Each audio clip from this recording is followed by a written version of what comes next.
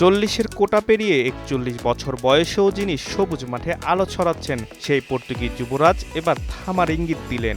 স্পেনের বিপক্ষে নকআউট পর্বের শেষ 16 ম্যাচের আগে সংবাদ সম্মেলনে রোনালদো সরাসরি নিশ্চিত করেন এটাই তার শেষ বিশ্বকাপ। তিনি বলেন, আমি প্রতিটি মুহূর্ত উপভোগ করছি, কারণ জানি বিশ্বমঞ্চে এটাই আমার শেষ অধ্যায়। তবে আন্তর্জাতিক ফুটবল থেকে এখনই অবসর নিচ্ছেন কিনা তা নিয়ে নিজের চিরচেনা আগ্রাসী মেজাজেই জবাব দিয়েছেন CR7। স্পষ্ট জানিয়ে দিয়েছেন, সংবাদ মাধ্যমের কথায় নয়, নিজের ইচ্ছেতেই বোটজোড়া তুলে রাখবেন তিনি। চলতি বিশ্বকাপে 4 ম্যাচে 3টি গোল করে ইতিমধ্যে ফর্মের প্রমাণ দিয়েছেন রোনালদো। একই সাথে ইতিহাসে প্রথম খেলোয়াড় হিসেবে টানা 6টি বিশ্বকাপে গোল করার অনন্য কীর্তিও গড়েছেন এই মহাতারকা। ক্রোয়েশিয়ার বিপক্ষে নকআউটে গোল করার পর এবার তার লক্ষ্য স্পেনের রক্ষণভাগে।